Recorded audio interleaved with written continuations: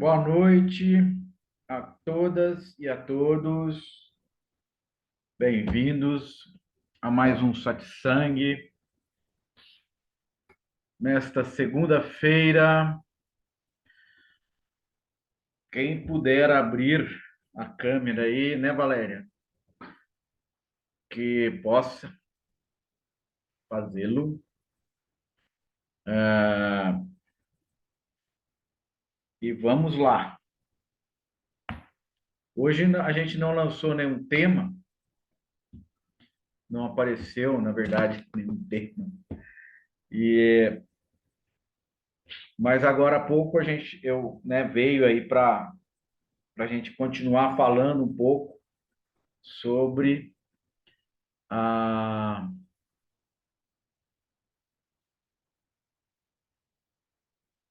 nossa pescaria, que é uma analogia e serve para muita coisa, né? Serve para o dia a dia, quando você se percebe atraído, atraída, né? E dominada por um certo sentimento, reagindo. Então, é uma analogia assim eficaz para a gente ir tendo um discernimento em relação aos acontecimentos, né? Boa noite, Ednita, Lilian. Então, ah, também queria colocar que alguns condicionamentos, alguns sentimentos, né? Algumas emoções, a gente não consegue estabelecer essa, essa maneira aí de como está na analogia, né, da pescaria, né? A gente não consegue ter esse espaço porque o, alguns condicionamentos, alguma emoção que a gente que vem à tona, né? Isso aí é algo quase natural, né? Então não tem esse tipo de controle como a gente estava falando dos outros satsangs, que não tem como você fazer essa receita de bolo.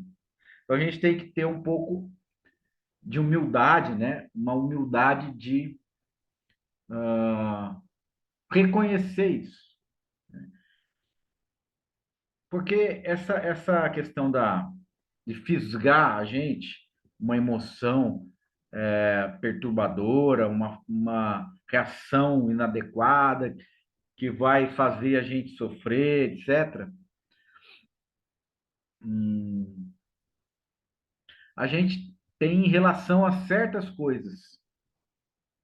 Em relação a algumas coisas mais íntimas, talvez nós não tenhamos ainda esse discernimento, essa capacidade de reconhecer aquilo que está nos fisgando, né? Então, eu estou mudando um pouco o, o aspecto, né, dessa analogia, porque quando você percebe, você já está naquela situação de sofrimento. Então, nesse sentido, você até pode constatar que foi fisgado ou fisgado, né? Mas não adianta lutar. Aí eu acho que é uma outra situação. Por exemplo, um luto, né? O luto não adianta você querer dizer que não está acontecendo. É um sentimento que você começa a viver este luto, né?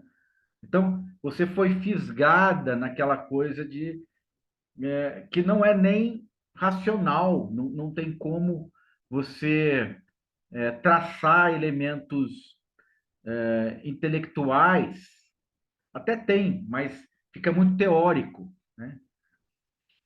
Se você quiser aplicar esse ensinamento não dual ou qualquer outro antídoto, vamos dizer assim, a tendência é não resolver, né? Porque aquilo está tão entranhado na gente e a gente não tem como não viver esse sentimento, essa tristeza, né? Essa angústia. Então a gente fica um pouco indefeso. Essa analogia da pescaria serve para muita coisa no dia a dia, até para a gente não se desgastar com coisas banais, coisas é, pequenas, né? Coisas que não devem nos abalar. Então isso aí é muito eficiente, é muito importante a gente ter esse discernimento, né? Até entendendo que deve descartar isso, que isso não representa uma coisa que vai ter um impacto grande na nossa vida. Então, a gente pode evitar muito sofrimento realmente diante dessa analogia, né? Aplicando essa analogia. Mas algumas coisas, que é isso que eu estou trazendo hoje, a gente tem que se render a isso, né? Então, é um sofrimento que não tem como a gente evitar, porque não é racional, né? É algo que se instala sem o nosso controle, sem a nossa autorização. Então, é algo mais profundo, né? Mais enraizado. Então, diante dessas situações, a gente também tem essa faculdade, né? Essa forma de entendimento ou até de vivência de não ter resistência em relação a isso. Então, vamos viver, seja o luto, né? Agora, isso seja alguma decepção, alguma coisa que se instala de uma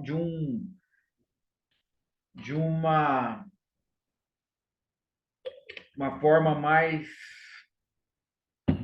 estrutural, né? Uma forma que está mais profunda, né? Em nós. Então, aí, nesse sentido, há o, o, aquela sensação que você foi fisgado, mas também há um reconhecimento que você pode viver isso. Você não precisa resistir a isso. Então, é um momento de entrega, né? Então, você foi fisgado e você vai ser levado ou levada, e você está consciente disso. Mas essa capacidade de estar consciente disso talvez minimize esse sofrimento, né? Porque você não está numa situação de desespero, você apenas aceita. Aceita que aquilo impactou você, né? Aceita. E em uma postura até de humildade em reconhecer essa situação, né? Eu, nesse momento, não tenho defesa, não sei como evitar, né? Então, a gente está falando aí de uma questão mais profunda, de uma questão mais de você internalizar essa dor e viver essa dor, viver esse sofrimento, né? Mas não para tudo. Então, a gente pode aplicar essa analogia da pescaria, né, do anzol, né, de toda essa questão da atração, da isca. Boa parte dos nossos sofrimentos, que são sofrimentos inúteis, e podem ser evitados, né, a gente pode eliminar, né, com essa postura de discernimento, né? Eu não preciso sofrer por isso, não preciso sofrer por isso, porque ah, a forma que isso se apresenta está muito focada no egocentrismo, na ideia de que existe um eu sofrendo, né? Então, muito sofrimento inútil pode ser evitado, mas um sofrimento de uma separação, de um relacionamento, de um de uma perda, né? Então, aí não adianta a gente lutar, resistir. Aí eu acho que a entrega para você viver a intensidade dessa emoção, né? Mas uma entrega consciente. Qual que é a diferença? É uma entrega consciente, não é uma entrega desamparada, tá? Porque o grande problema quando você sofre é que tem um medo junto. O medo de você não saber o que fazer, de você estar perdida, de você estar desorientada, desorientado, né? Essa maneira, essa forma que eu estou, assim, vamos dizer, hoje, passando, né, para vocês, é uma forma aonde você se mantém lúcida, você se mantém lúcido, você só reconhece que aquele momento é uma correnteza que te arrasta, mas você não se perde nela, você não está desorientado nela, porque o medo não está presente. Você reconhece que esse sentimento é um sentimento natural da sua condição humana. Ele simplesmente surge, acontece. Né? Não chega nem a ser aquela isca, né? Porque a isca ela tem um caráter pontual. Às vezes você começa a sentir uma tristeza, você começa a sentir sem motivo, às vezes sem motivo. Então, o que que é isso, né? Alguma coisa, alguma emoção que veio à tona. E conscientemente, o motivo, você não consegue nem identificar qual é esse motivo.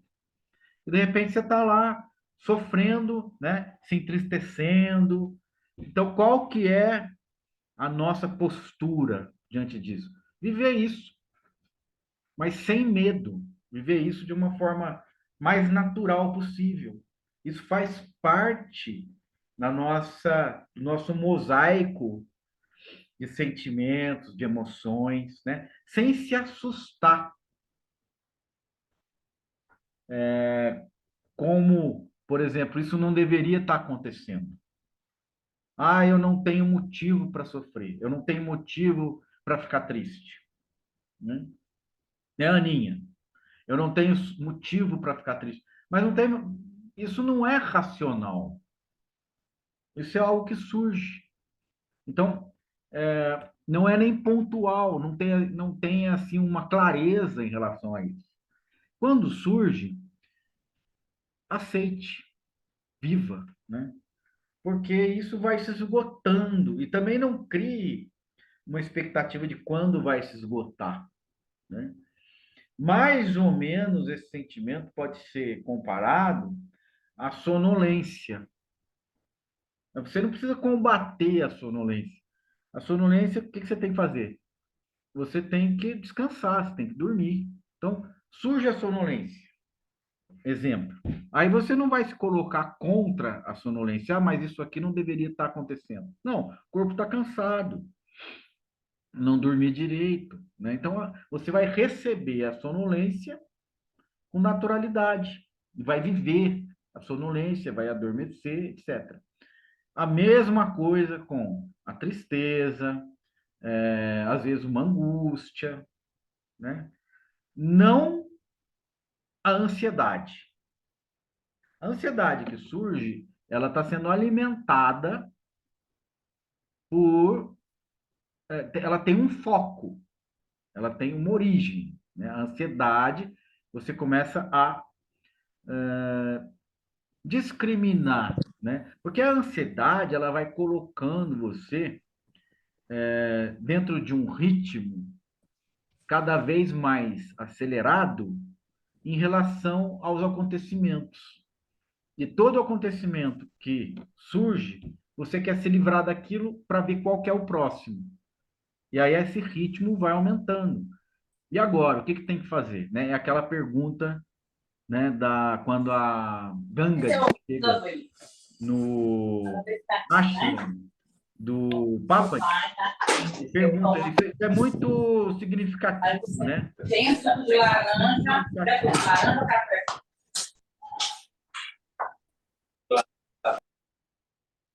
Isso é muito significativo. A gente pode aprender muito com essa pequena passagem aí, quando a Ganga chega, então, no ashram, né? Toda eufórica, né? E querendo aprender. Então, o que que existe aí? O que que está instalado aí? A ansiedade. O que que vem agora, né? Será que vai ter algo mais interessante do que esse momento que eu estou aqui vivendo? Eu cheguei no Ashram, né? Eu saí do meu país, peguei um voo para a Índia, cheguei na Índia, cheguei no Ashram. Então, toda aquela expectativa, né? Da iluminação, expectativa de entender tudo, de ser feliz. Então, tá tudo dentro desse pacote. E aí você chega com esse pacote e fala, e agora, quando que eu posso abrir o pacote? Né? Quando que eu vou receber esse presente? E aí está instalado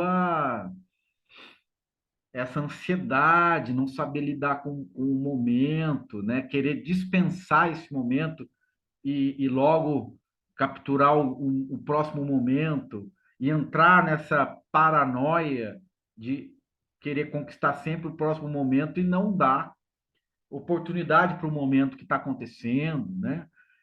E você não dá valor nesse momento que está acontecendo, sempre querendo pular para o próximo.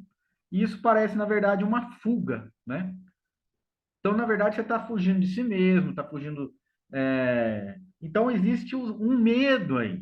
Né? A ansiedade é caracterizada por essa questão do medo. Não é isso que a gente está falando, né? De você aceitar um momento de luto e viver o luto, é até uma questão de discernimento, de saber que aquele momento é para ser vivido, ele não é para ser rejeitado. É pior se instalar uma ansiedade, você querer maquiar o momento, né? Negar o momento, dizer que isso é algo que é irreal, por exemplo, né? É ilusório, por exemplo. Então, essas palavras, essas classificações, elas são, assim, às vezes, ah, enganadoras, porque você está rejeitando algo que era para ser vivido por medo, né, por desconfiança, né, não ter uma segurança. Mas aí o que hoje está vindo é isso, gente. A sacralidade, é isso que é importante a gente hoje está disponível para isso. Né? A sacralidade está em receber esses momentos, sejam momentos mais tristes, né? Sejam momentos mais angustiantes, porque nisso tem muito silêncio também. Né? É algo que vai dominando você, aquela tristeza, aquela coisa que vai te deixando, entre aspas, para baixo. Mas o que, que vai acontecendo? Você vai vivendo uma certa mansidão, vai havendo uma paz, mais ou menos, em cima daquilo que você não pode mudar. Então, é uma aceitação daquilo que você não pode mudar. Você viver esse momento, e isso vem junto com essa paz, porque existe uma consciência que esse momento pode acontecer, ele pode ser vivido, né? Ele não precisa ser rejeitado. É como a gente está falando, né? O sono não precisa ser rejeitado, né? Então, isso é recebido, é aceito. Então, aí que eu quero fazer um paralelo, né, com a questão que a gente colocou da pescaria, né? Que a pescaria ela vai ser muito útil em muitas circunstâncias que a gente vive de não sofrer inutilmente, né? Você discernir que aquilo não tem tanta importância, dar dois passos para trás, né? E discernir que algum momento diferente pode acontecer e que ele não vem na mesma forma de isca, né? Ele vem de uma forma mais, é, numa condição mais existencial, né? Ele brota assim vou até ousar dizer, ele brota do próprio ser, né? Não existe uma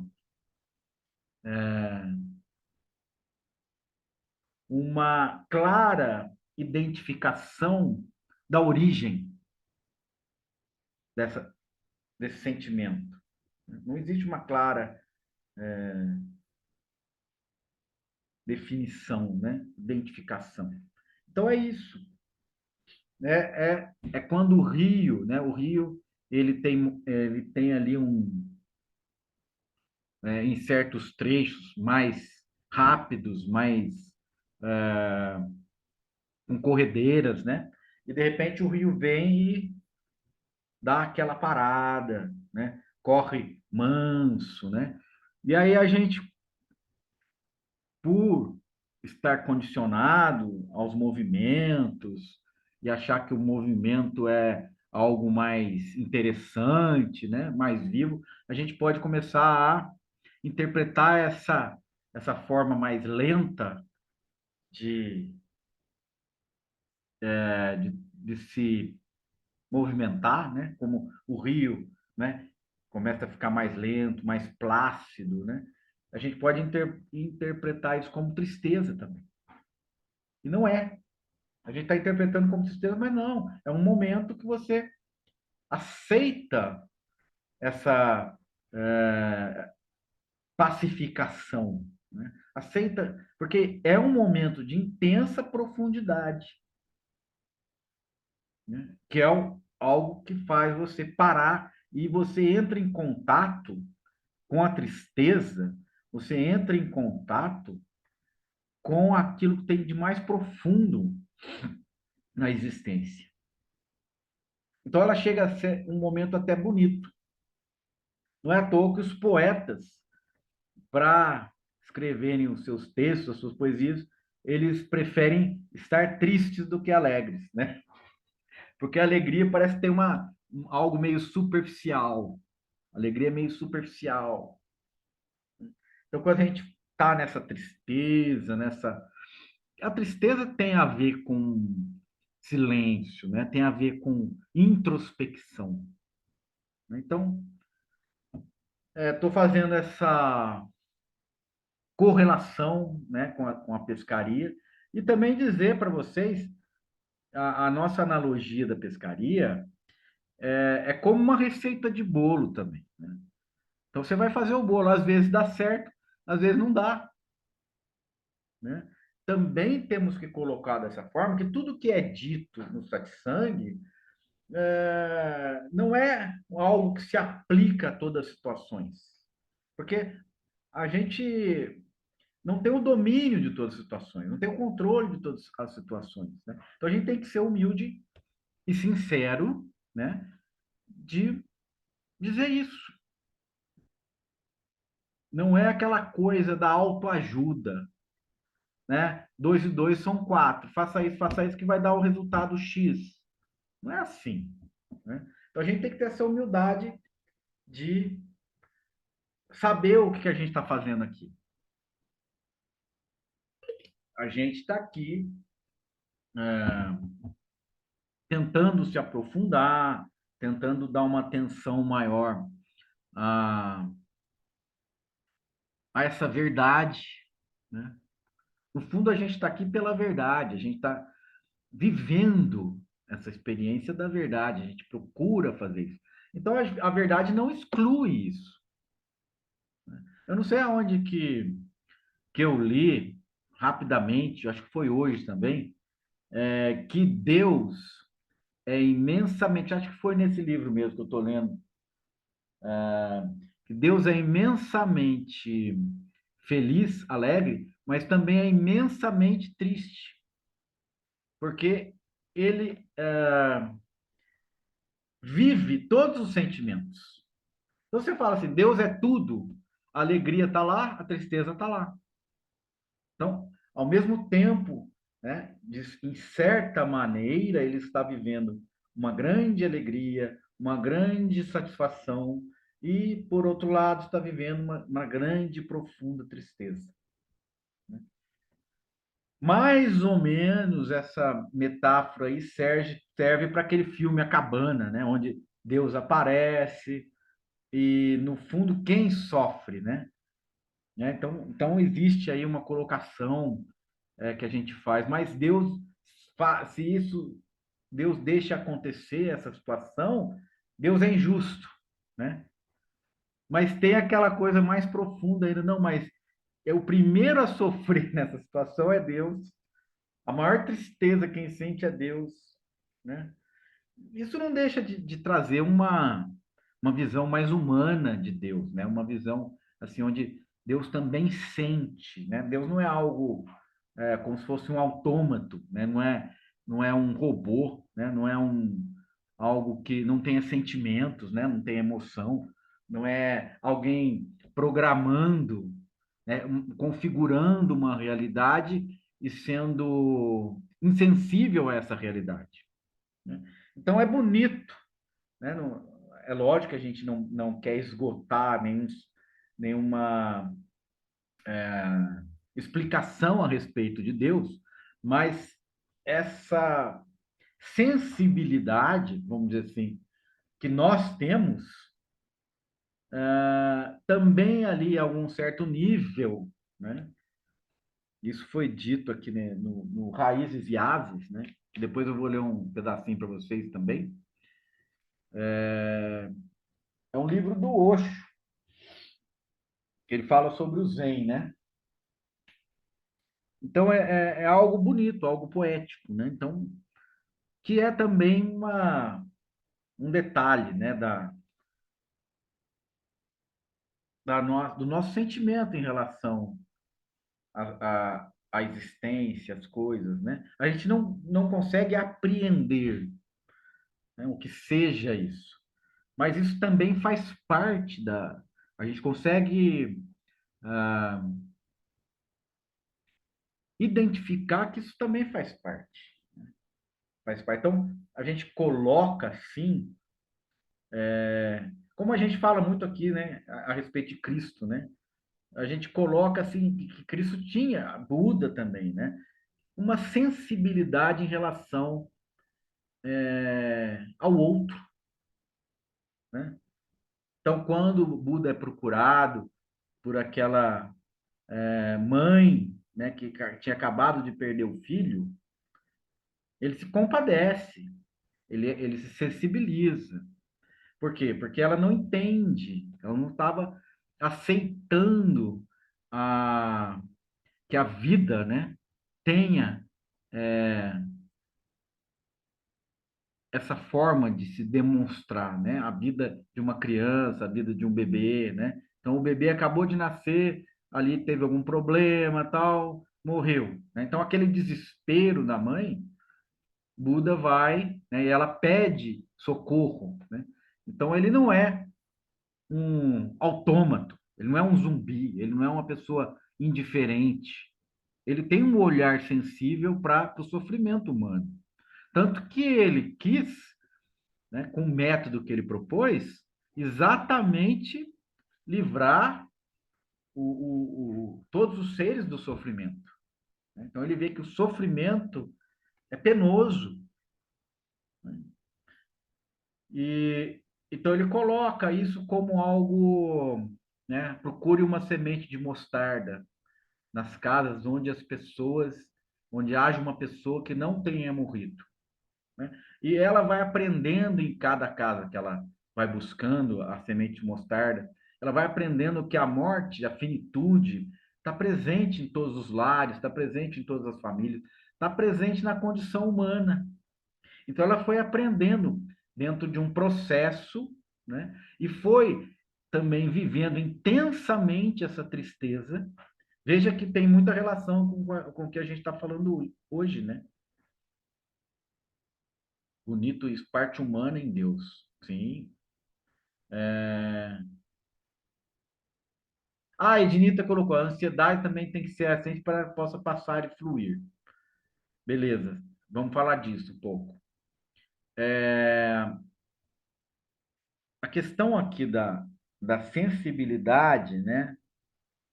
Porque essa moça, né, essa mãe, ela movida por um extremo sofrimento de ter perdido o filho, foi aprendendo, foi discernindo a cada casa que ela batia e buscava uma semente de mostarda, aonde, né, ninguém tinha morrido, e cada casa que ela batia e cada resposta que ela tinha, olha, aqui morreu uma pessoa, olha, aqui morreu outra pessoa, ela é, começava a se compadecer do outro.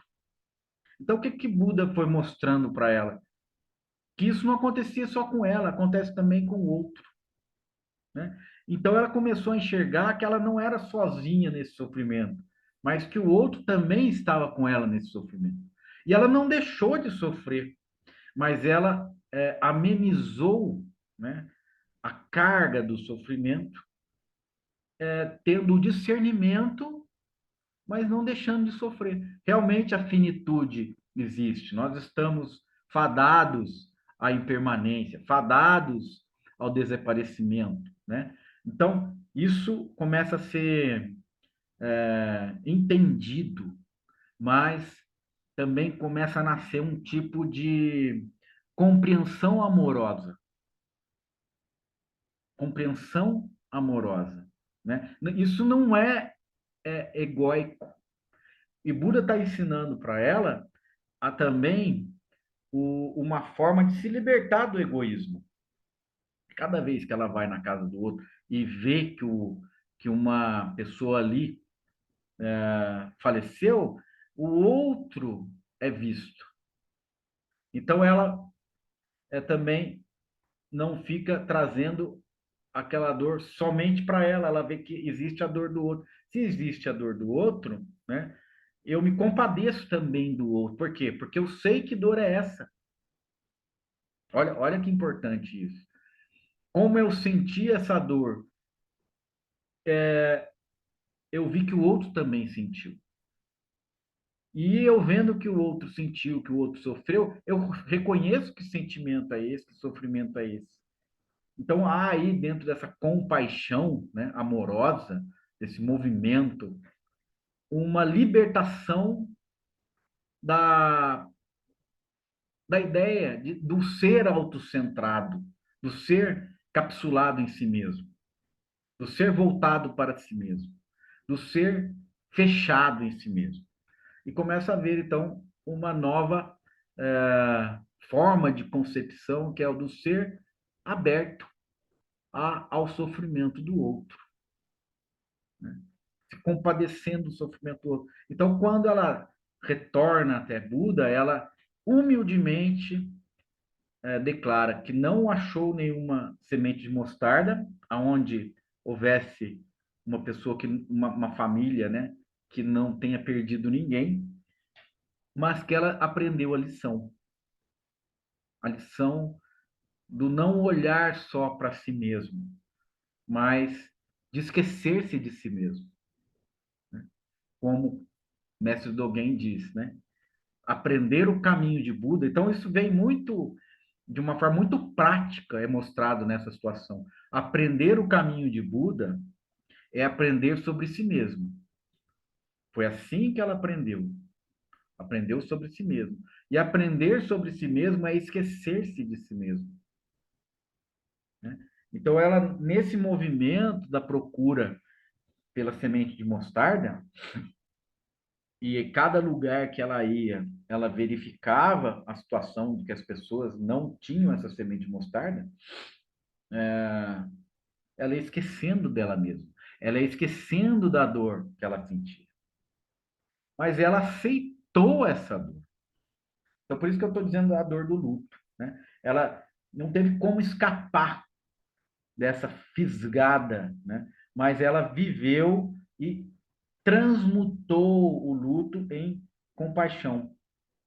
Outros aqui também tiveram essa experiência. Outros também sabem o que é isso. Então é muito bonito e muito importante, né? Certo, meus amigos? Vamos lá. Ednita, a ansiedade também tem que ser aceita. Concordo, Ednita. Só que a ansiedade é tão rápida, vamos dizer assim, né? É um movimento que antes de você aceitar, não tem ninguém para aceitar a ansiedade. O ansioso, ele está tão ansioso que ele não tem nenhum espaço para aceitar a ansiedade, né? Eu estou dizendo no sentido assim, conscientemente. Opa, a não ser que você bloqueie, né? Você consiga ah, romper com com aquele movimento ansioso. Opa, e respirar, né? A ansiedade em si, ela é um movimento contínuo e que tem a tendência de sempre aumentar o ritmo. Dentro desse cenário, né, é difícil haver um tipo de discernimento, porque isso vai te arrastando de uma forma assim, quase que você não tem nenhum tipo de defesa, né? Isso é aquela fisgada que a gente mostrou, né? Quando o anzol fisga o peixe, ele é puxado, tá bem fisgado e o peixe vai sendo puxado. Então aí pode haver um reconhecimento, mas no momento que você reconhece que aquilo é ansiedade, você rompe o movimento.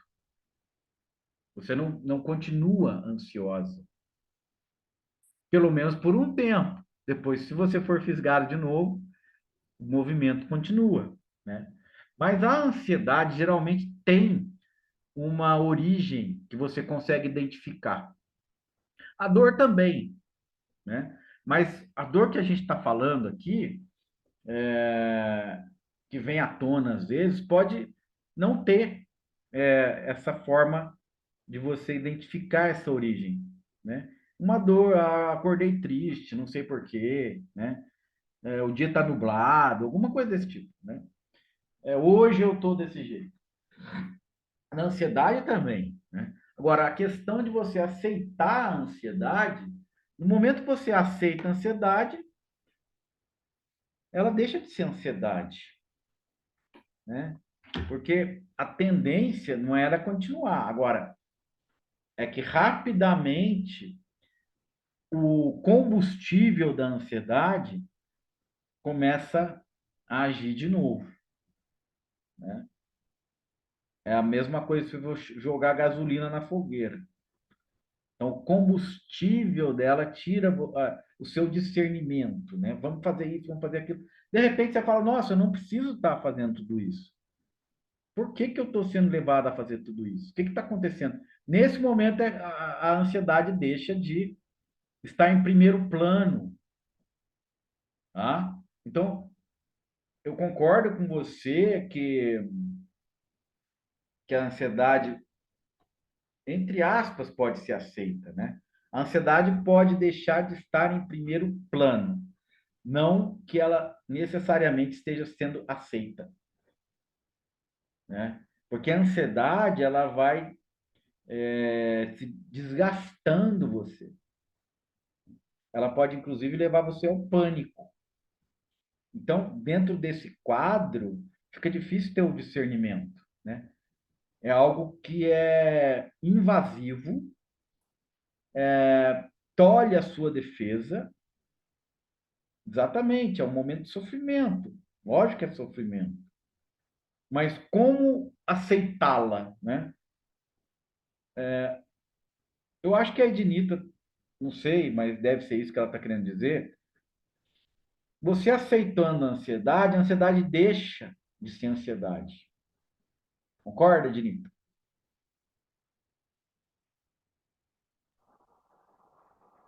Ah, não sei te dizer, tipo, precisa de uma aceitação, eu percebo isso, pelo menos nessa última crise aí que eu tive, que foi bem forte, Aham.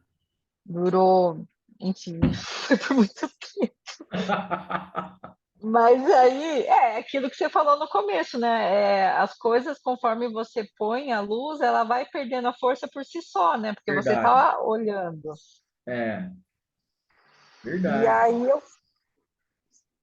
sim, eu fui observando ela vindo e observar, falava, ok, você tá aí, então vamos conversar, vamos ser amiga. É. Ela ameniza, né? Enfim, ela, Vai ela amenizando. ameniza, mas ela tem que passar, entendeu? De alguma forma ela passa, e passa, Passa. Eu acho que quando passa. você estabelece essa relação consciente, isso é aquela questão que você está sabendo o que está acontecendo. E nessa situação, o que que acontece? O medo não fica mais em primeiro plano. Eu acho Sim, que o grande problema da ansiedade é o medo ficar em primeiro plano e servir de combustível da ansiedade. Se você falou, não, beleza, você está aí, tranquilo, né? Ok, é o que tem para agora, você praticamente saiu do medo e começou a ver e experimentar no corpo né, os sintomas, né? O corpo agitando, ou uma coisa ou outra, mas eu acho que ali você já deu um basta, né? Você como você falou, amenizou, porque estou consciente, se vier isso, tá tudo bem. Se vier o medo, beleza. Se vier uma outra coisa, beleza, né? Então, sim. é uma forma de lucidez, né, Denise? Você está tratando daquilo de uma forma lúcida, né? Então, acho que é muito bonito isso. É por aí mesmo, né? Sim. Gostei, menina. É isso aí. A Lilian falou: acho que a observação e deixar ela agir pode ser uma chave. Exatamente. Como a gente está falando, né? Porque o grande problema da ansiedade também é essa coisa de dizer que eu não sei onde isso vai dar.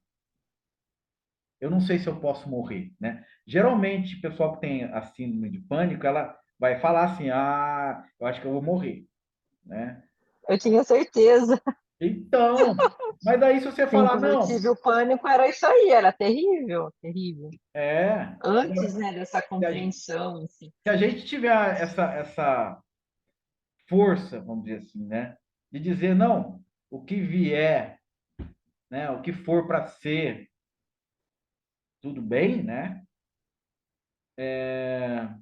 Desarma essa armadilha aí, né? Como o Ramana fez, né? Você lembra?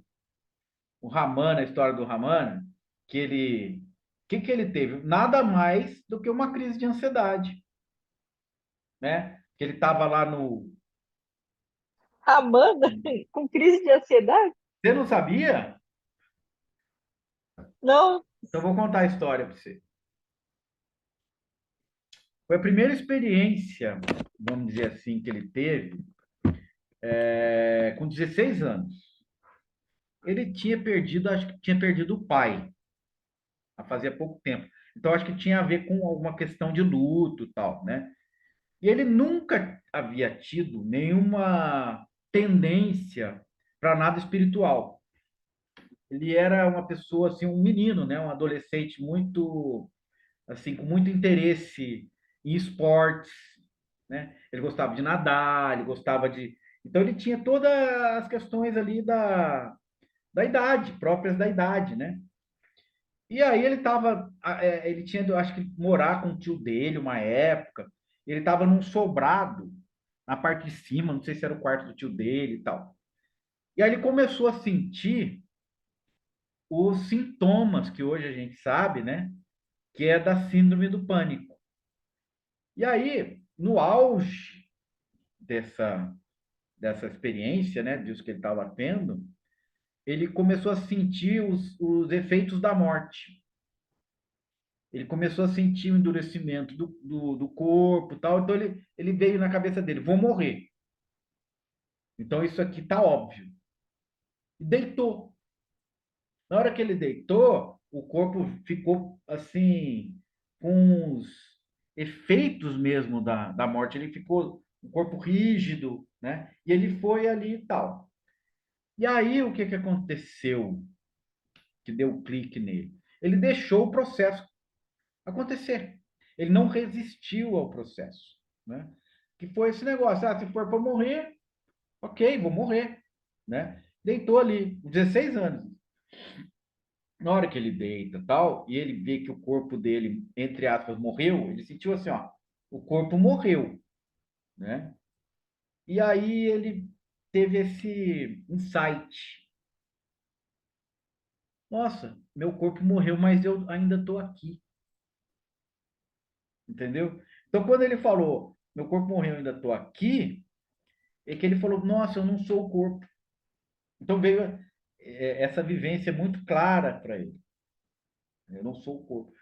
Isso que abriu Ramana, esse insight que abriu Ramana para ele iniciar a vida espiritual dele com 16 anos. Né? Então veja, o clique do Ramana foi uma crise de síndrome do pânico. Né? Que é o quê? Então a questão é aqui com a gente, né? Que ele pegou o limão e fez uma limonada, né? Então é mais ou menos isso que a gente está falando também, né? Mas isso teve algo muito importante nessa. Exatamente, Lilian. Deixou o ego ir. Mas teve algo muito importante aí, nessa questão aí do Ramana, que ele aceitou. Ele não resistiu, né? Então, também tem essa questão, né? Que não se aplica aí necessariamente aquilo que a gente falou sobre a pescaria, né? Ele foi fisgado ou um estado latente nele veio à tona. Algo muito assim, é, muito vasto, que não dá nem para pontuar como algo que seja um anzol com uma isca, né? Às vezes pode acontecer isso. O Ednito acho que aconteceu. A última crise de pânico, eu achei que eu ia morrer. Tal. Isso não tem necessariamente, você não está conseguindo identificar uma origem. Eu fui atraído por uma isca. O negócio de atraído por uma isca é quando alguém te ofende e você revida na hora, né? Então são aquelas coisas mais, entre aspas, superficiais, né? Que dá para você identificar rápido.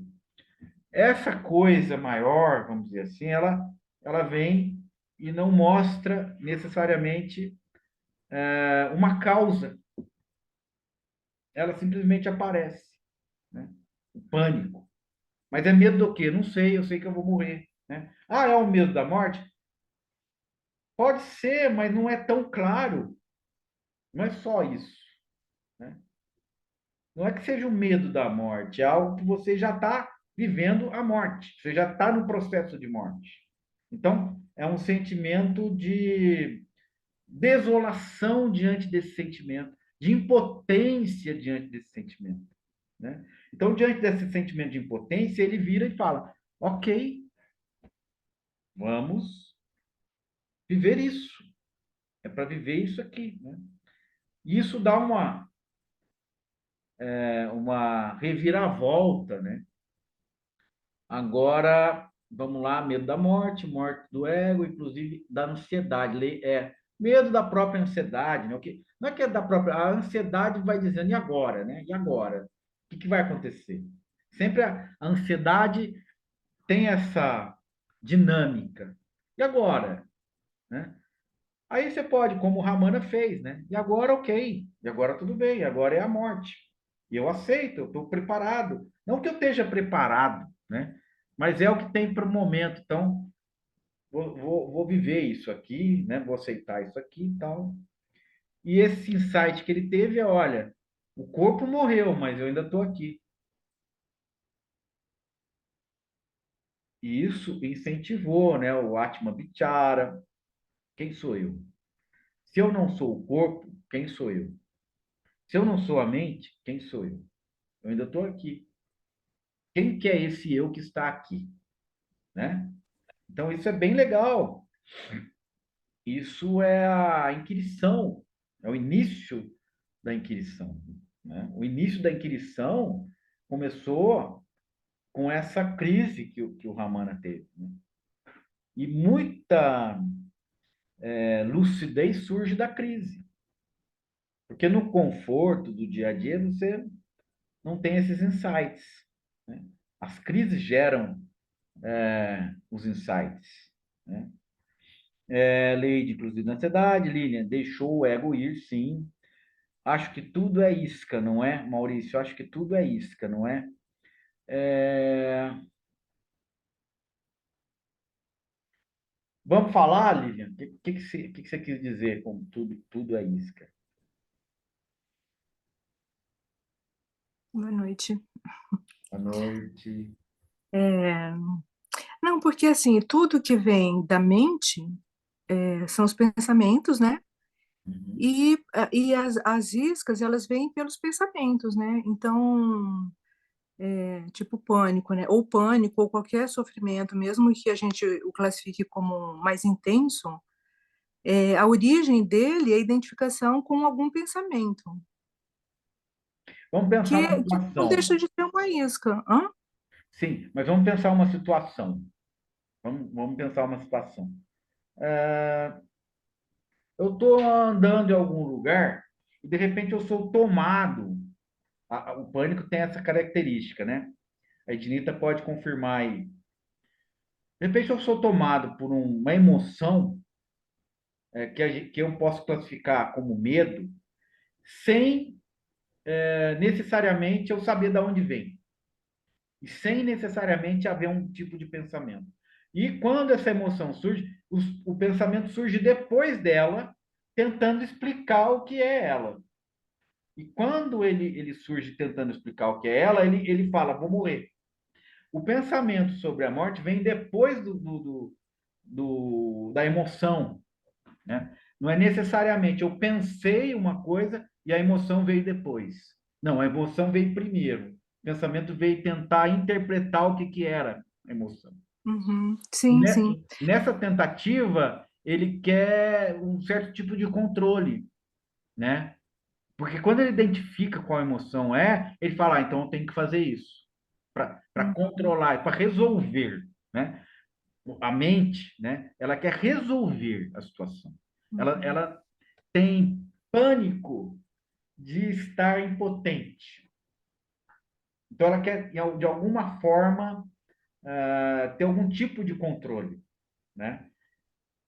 No caso do Ramana, ele teve ali o discernimento de não recorrer a essa forma, né, comum, Armadilha? usual, uma armadilha mesmo. A isca estava aí, né? Na verdade, a isca não está no primeiro pensamento, mas está no terceiro. Então, Maurício, porque o sentimento, a emoção, também é a mente, né? Ela é fruto da mente também. Mas ela não é pensamento, tá vendo? Não, mas ela vem de um. Ela não está configurada como pensamento, né? Mas ela vem de uma ideia, né? Nem ideia. ela é algo assim mais não é mais enraizada, mais profunda, ela é algo assim, No corpo. isso. Mas vamos dizer que ela é mais existencial, ela é mais, ela está antes, ela está antes. Vamos pensar assim, isso aqui, ó, eu estou me atrevendo a falar isso com você, né?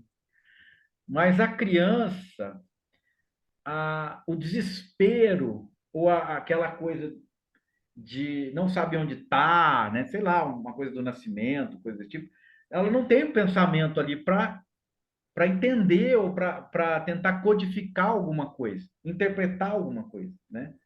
Acho que é o puro sentimento, né? Ali é uma Sensação, emoção. né? Hã?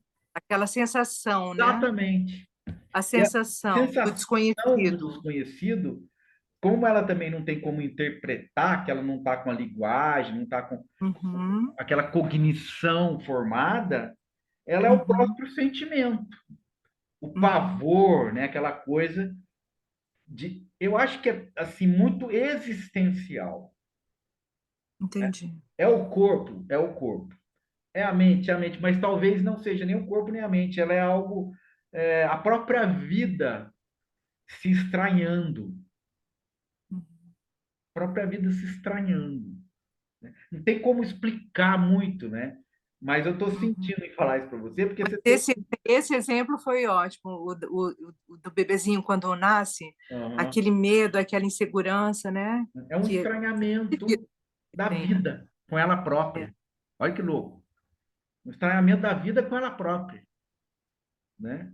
Não tem como traduzir isso, né? Como você que vive isso, né? Muito Aham, diariamente, né? Não tem como traduzir, é algo, é uma explosão de sensações, de sentimentos, né? é. Então, necessariamente, a mente não está ali porque a mente não foi formada. Certo, entendi. Que louco, né? Então, Bem louco. eu vou te falar, é Muito uma coisa louco. primordial, é uma coisa primitiva, né? Primitivo. Então, quando você, qualquer um de nós aqui, é levado ao pânico, na verdade, a gente está tendo contato com o nosso ser mais primordial, mais primitivo, antes da linguagem. A sua mente interpreta como medo da morte, mas nem isso é. É um estranhamento da vida com ela própria. Talvez seja até uma lembrança do nascimento, coisa que valha, mas não tem uma explicação, né? Ela é muito primordial, é um sentimento muito Visceral. visceral, exatamente. Então, é isso que é visceral da própria estrutura da existência, não está na mente, não está o corpo reflete, mas a vivência é como se fosse uma fogueira, né? É um fogo queimando, né? É o fogo da vida, né? O fogo da vida que não a vida ali não está nem aquela coisa, ela não se contém. É uma explosão que não se contém, né? Então você está diante, você é uma espectadora e também uma curadora e uma interventora, né? Desses momentos de pura explosão, né? Pura coisa, Magia. magia, Mágico. não tem como traduzir, né? Então acho que você vendo isso, né, como uma fogueira, né, como uma, o que que seria essa fogueira? Vamos comparar com a fogueira, né? Quando você coloca fogo, principalmente se tem muito combustível ali, você joga, o fogo é algo incontrolável, o fogo é uma explosão, né? É algo forte, primitivo, né? Então tem todas essas características, né? E não tem mente, tem ali uma vida, né? Algo que não se explica, né? Então isso também, eu acho que hoje eu ouvi uma palavra que eu gostei muito, que a gente pode até classificar. Tudo isso é sagrado, mas isso tem uma sacralidade evidente. Uhum. Basta a gente estar sensível a receber isso, né? Olha, está acontecendo isso. E quando a mente está muito assim na frente, em primeiro plano, ela bloqueia esse contato, porque ela é discursiva, é interpretativa, ela quer entender, ela quer conhecer, raciocinar, encontrar uma explicação, encontrar um objetivo, encontrar um propósito, né? Então, a mente, ela obscurece a, a vida bruta. Isso é meio comparado a vulcão, isso é comparado a mar revolto, né? É a vida bruta, né? Uma forma de existencial, uma manifestação bruta. Bruta no sentido de ser primordial, de ser potente, né? Uhum. Então, dessa forma, eu acho que está baixando o espírito do Osho aqui. Dessa forma, o Osho fala. O Osho fala que a vida é, é uma potência vivida de uma forma ao longo de um tempo grande, então ela não é tão intensa. Mas quando vem a morte é um período, é um momento no tempo muito pontual, muito intenso. Então, isso traz para a morte essa situação aí que a gente está falando, de ser Uhum. uma concentração de, de algo que não se explica, né? A concentração, e é um Da momento energia intenso. vital mesmo, né? Oi? Uma concentração da energia Da vital energia mesmo. vital, que é inexplicável, né? Isso é comparado a vulcão, isso é comparado à explosão de estrela, isso é comparado. Então a gente não está fora disso, né? A gente está nessa coxa de retalhos, tal. Então isso nos dá uma oportunidade de viver isso mais diretamente. Então, como a gente fala, experiência direta. A mente não está aí interpretando, né, tentando controlar, né? Que eu acho que a questão de controlar que é isso, você entrega. É a morte, não quero controlar. A morte tá, ela vem como o dia nasce, o dia termina, a noite vem, né? Então, é algo que está aí, né? Então, a Lília falou aqui, a Maurício, acho que tudo isso é isca. Aninha, a gente sempre sai diferente dessas crises. Parece que são necessárias. A gente não identifica o motivo, mas nessas crises olhamos mais para nós. Muito bom, Aninha.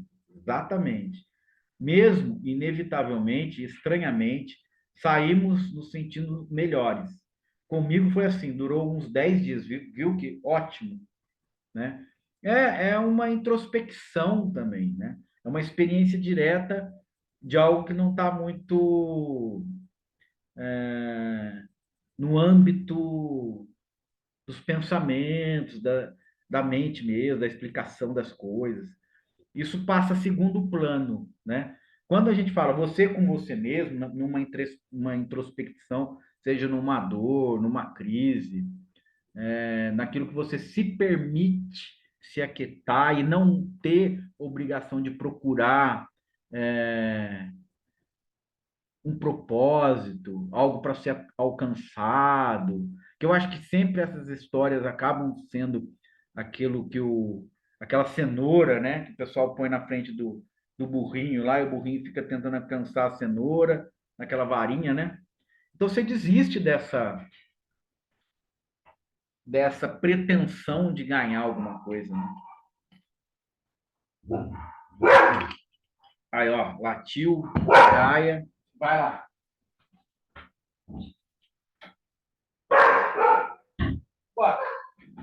A Leide falou assim que é o instinto. Olha, Leide, não deixa de ser, né? Não deixa de ser. Mas é um instinto não interpretativo, né? É, não é um instinto que está sob a lente de alguém que esteja explicando esse instinto. É um instinto, é uma explosão, né? O que eu diria para você? Vem aquela imagem do leão, do guepardo, né? Quando ele sai atrás da presa, né? É uma explosão. O guepardo chega a 110 quilômetros uma explosão dessa, né? Então, aquilo o que que é? Aquilo lá não tem é, uma, uma, um plano, né? Aquilo lá, por exemplo, a gazela, né? Ela faz aquelas curvas, dá aquele pulo e o guepardo vai atrás, né? Então, aquilo lá é um movimento explosivo dessa vida, né? Dessa vida e dessa morte, por que não, né? Porque ali tá encontrando, né? A vida encontra a morte encontra a vida. Então, não é simplesmente o predador que está se alimentando. É uma demonstração, que é um instinto, né, acontecendo, que a Lady falou aí, mas ela vai além, né? Ela vai mostrando para a gente o comportamento, né? É como que a vida tem esse comportamento de poder, né? De demonstrar algo que é totalmente fora de qualquer âmbito de interpretação, a não ser da própria experiência direta, né? Aquilo que explode, acontece e, e depois volta a acontecer, né? Os ciclos vão se renovando, né? Eu acho que é muito bonito também nesse sentido, né? Aquela frase de Basho, né? Aquele haikai do Basho, né? Que é sentado em silêncio, sem nada a fazer, a primavera vem e a grama cresce por si mesma. É que, veja, eu não estou interferindo em nada, estou aqui em silêncio, não estou fazendo nada, mas a vida, ela acontece, né? A primavera vem, as flores desabrocham, né? Então é uma coisa linda. Outra frase nesse tipo é quando Dogen, né? Que é o mestre Dogen, daquele filme Zen. Ah, uma pessoa pergunta para ele, o que é essa vida? Afinal de contas, o que que é tudo isso? Para que que serve tudo isso? Quem somos nós? Todas essas perguntas que a gente tem, né? Que nos incomodam. Todas as perguntas que nos incomodam. E aí ele responde, né? Uma forma assim, muito simples, mas muito poderosa, muito impactante. Então ele fala assim, né? Flores na primavera,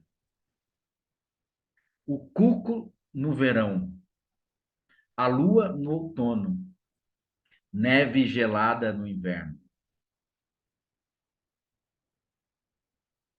Ah, para mim é uma coisa assim, é isso, né? Como é que isso vem? Como é que isso flui, né? O que que surge? Surge isso que não está no âmbito da identificação, no âmbito da compreensão, né? É que está no âmbito maior, no próprio âmbito do ser, né? Que também não pode ser compreendido. As coisas são, né? O que que ele está falando? Tudo é, isso é. Então é maravilhoso, gente. Se a gente consegue sentir, né? Então a gente tem que ter aberto a uma sensibilidade de ver que não é o óbvio, né? Ele está falando algo óbvio, mas é algo fantástico. É algo fantástico, né? Quando a gente começa a não olhar para nós mesmos, né? Que é esse ensinamento de próprio Dogen, né? É, aprender o caminho de Buda, aprender sobre si mesmo. Aprender sobre si mesmo, esquecer-se de si mesmo. Quando você esquece de você, você começa a sentir as flores na primavera, né? É isso.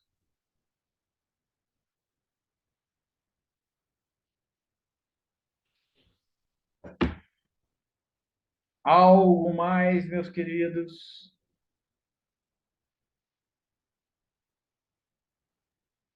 Maurício, você dizendo isso, eu fico olhando assim, essa correlação, né, da aceitação de tudo que é do jeito que é com os nossos desejos, né? Porque o sofrimento, ele vem pelos desejos, né? Então, quanto menos eu aceito algo, é porque eu estou desejando uma outra coisa. E quando eu paro de desejar qualquer coisa, né?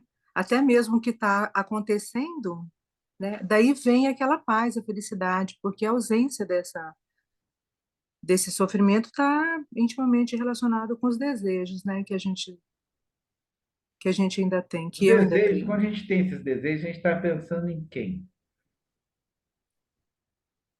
É em mim mesmo, né? Por isso que é esse esquecimento de si é a falta completa de desejos, né? E esse esquecimento de si, ele não é um, um abandono ou uma indiferença em relação ao outro, Uhum, né? Porque até isso é você está ressignificando o egoísmo, né? O egocentrismo através de uma omissão, vamos dizer assim, né? uhum. Ah, eu não ligo para mim, eu sou passivo, eu deixei de ter cuidado comigo, né? No fundo, é ainda uma, É o egoísmo um ainda, egoísmo que está ali, olhando para né? si. O centro está Uhum, ali é você mesma, né? Então, não é uhum. esse tipo de esquecimento, né? Esse esquecimento, ele é preenchido com essa abertura, né? Então, por exemplo, você esquece de você e presencia a chuva, por exemplo. O que que tem lá? É a chuva. Se você está na chuva, ou diante da chuva, e consegue viver essa chuva, não tem você, tem a chuva, né? Agora, em relação ao outro, aconteceu isso na história do Buda, né? Quando a moça, quando o Buda falou, olha, vá, eu não sei se todos aqui sabem, né, a história, eu estou falando assim meio pela metade, mas a história é que quando morreu, né, o bebê, né, aquela mulher teve uma criança e logo depois do parto, a criança, poucos dias depois, a criança morre e ela, agarrada ao cadáver, tem essa peculiaridade, ela estava agarrada ao cadáver do bebê, não queria soltar e foi procurando ajuda para alguém que ressuscitasse a criança. E aí alguém falou para ela, procure o Buda, que ele está aqui perto da cidade e tal, né? E aí ela vai procurar o Buda agarrada ao cadáver. Então isso, a cena fica mais, né, mais intensa aí, né? E aí o Buda vendo aquela situação fala, olha, você pode trazer de volta meu filho? Aí o Buda fala, olha, eu consigo trazer de volta o seu filho se você me trouxer uma semente de mostarda de uma casa onde não houver ninguém que tenha morrido. Então, essa foi a, a resposta, né, de Buda. E aí ela sai procurando essa semente de mostarda. E sempre que ela batia numa casa, olha, eu preciso de uma semente de mostarda. Só que ninguém aqui pode ter morrido. E aí a pessoa, não, morreu aqui tal pessoa, morreu uma criança, morreu um velho, morreu não sei. Então, a jornada dela em busca dessa semente começa a deslocar a atenção que está nela mesma e no sofrimento dela mesma para o outro. Quando ela vê que existe sofrimento no outro, ela começa a se esquecer do próprio sofrimento, né? Então, não deixa de ser um esquecimento de si mesma, né? É bonito, né? Bonito, né, Lili? Então, é uma lição, assim, maravilhosa, né? Uma lição, você sentir isso, né? Sentir a dor daquela mãe e ela foi encontrando no mundo as mesmas situações, né? Então é assim, as coisas são assim, as coisas acontecem dessa forma. E aí ela foi se esquecendo dela, e incluindo o sofrimento do outro, né? Então, os grandes seres, eles indicam essa situação existencial, né? Buda, Cristo, né? Eles têm na pauta deles essa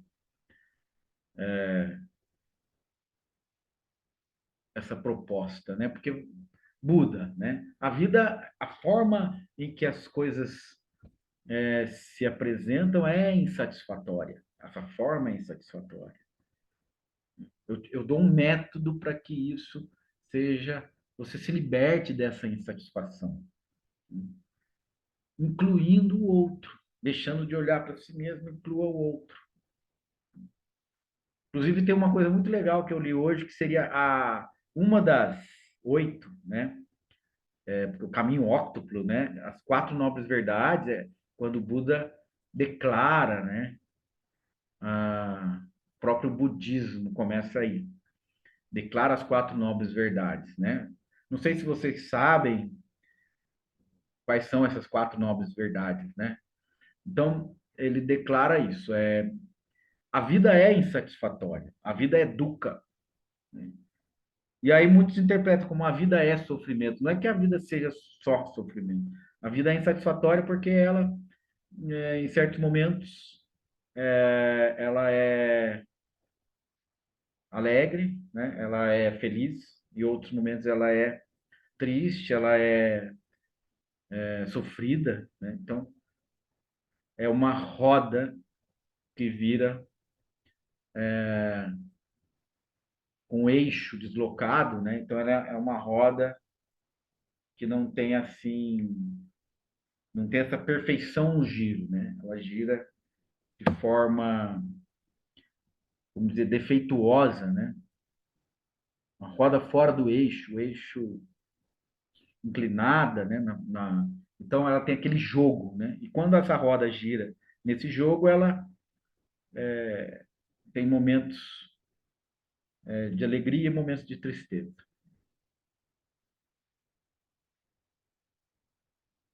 Sim, mas aí Buda classifica a vida como sendo insatisfatória para vir dando um método, né?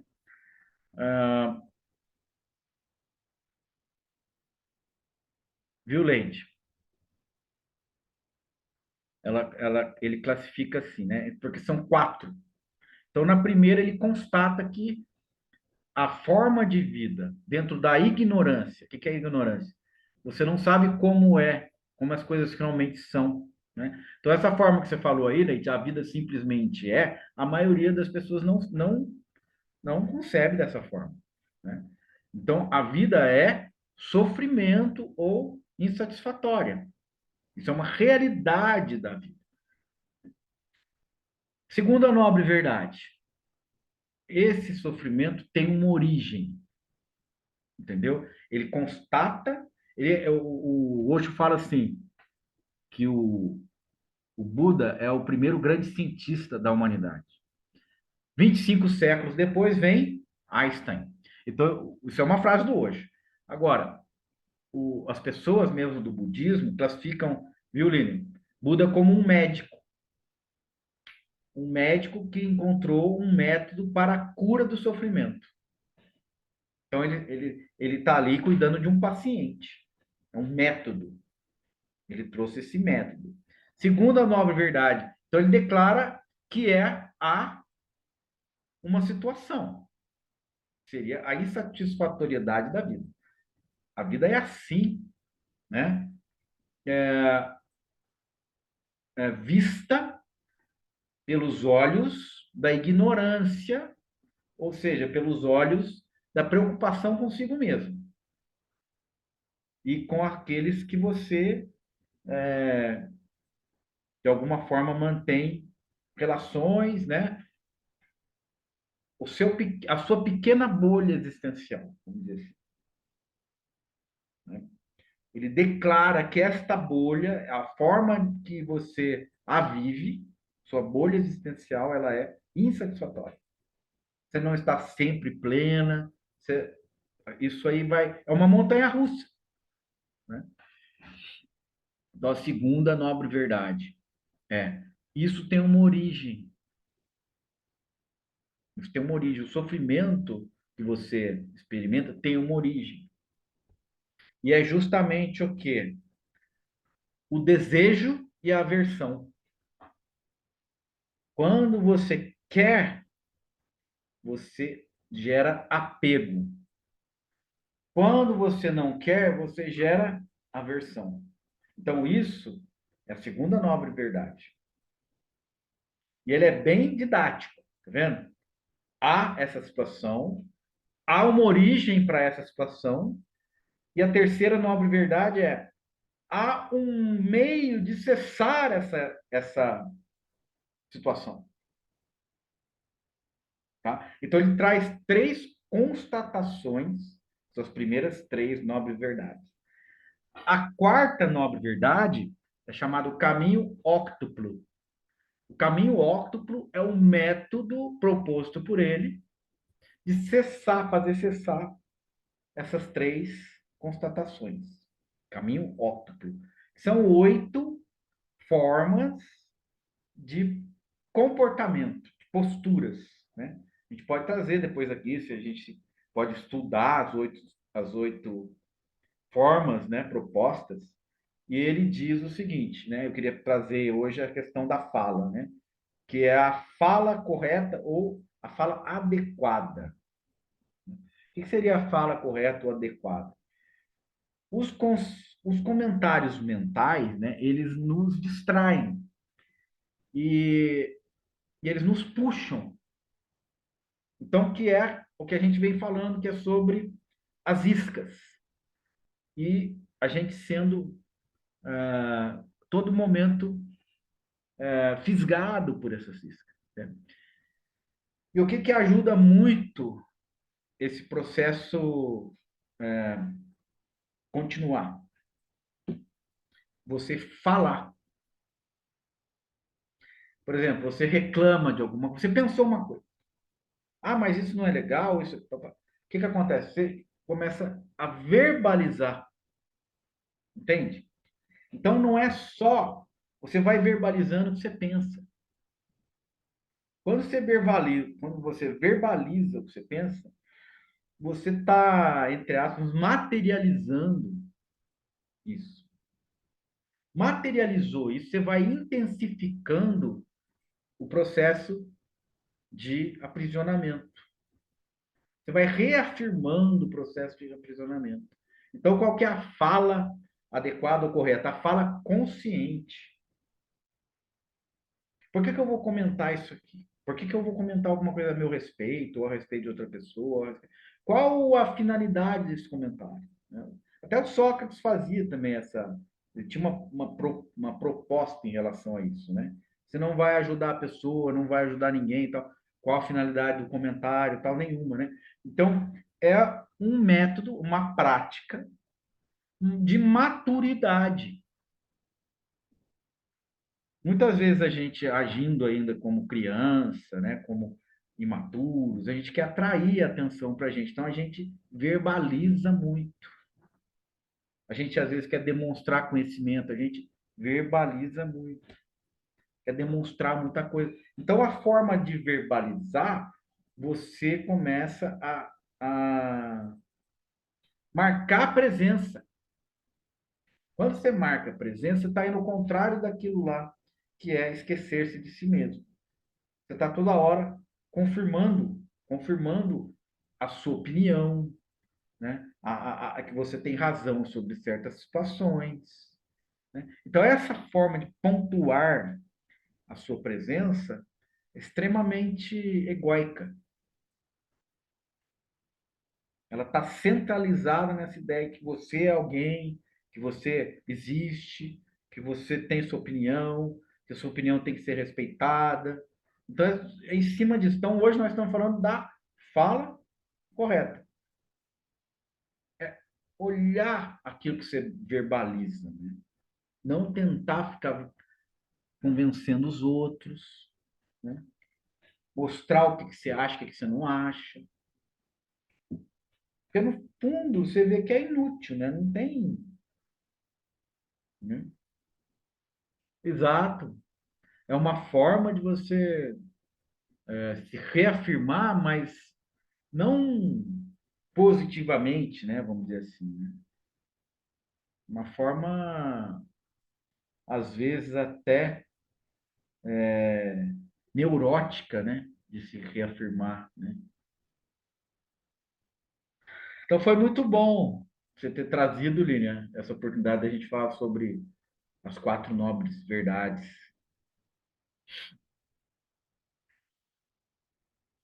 Legal, gente? Ok? Legal. Ah, o Donner. Fala, Donner. Era sobre. Aquela hora você estava falando sobre a vida, as coisas que não dá para explicar direito, a criança nascendo, aquela coisa toda. Aham. Então é de ficar de boca aberta, né? Com muita coisa, né? Não vou dizer tudo porque não é minha experiência tudo, mas muita coisa, né? Lógico. Boca aberta. Agora, para Seja. isso, Donner, a gente tem que apurar essa sensibilidade, sabe? Tipo, você Essas coisas. Ah, coloca em palavras aqui algo de hoje que aconteceu hoje. uhum. É o calor do sol, assim. Muitas vezes eu observo essas coisas, assim, e vamos dizer, aí eu, ao mesmo tempo eu tô fazendo a reflexão, eu já vou falando, a maioria das Certo. pessoas não observa. Pode ser que esteja aí um blá blá blá mental já, né? Você falou o Mas quê? Perdão, eu perdi aqui. é porque às vezes eu vou falar de uma experiência bacana, eu já vou colocando aqui que a maioria das pessoas não observa. Talvez não esteja dentro da fala correta, né? Como o Buda mesmo fala. Certo. Mas é a forma que eu estou encontrando de expressar, né? Assim, que eu acho que poderia, né? As pessoas poderiam observar isso e tal, porque isso é uma coisa que me deixa, assim, de boca aberta, né? Assim, internamente, não é que eu fico literalmente com a boca aberta, Não, tem. energeticamente, né? O que forma que seja a expressão, é uma coisa, assim, que é muito rica, é uma coisa, assim, que eu paro a pensar, pô, mas se eu tivesse 300 bilhões, mas se eu não observasse isso aqui, eu continuaria sendo pobre. Então é uma riqueza imensurável, é uma Sim. coisa assim, que bom tá sentindo essa coisa aqui que a gente chama de vida e ah, é Esse A foi o melhor. é isso aí. Beleza, Pa- Dona. É isso aí. Muito bom. Muito bom, meus queridos. Agradeço, então, a presença de todos. Muito Fiquem obrigada, foi ótimo. bem. Obrigada. Obrigado. Obrigado. Beijo a todos.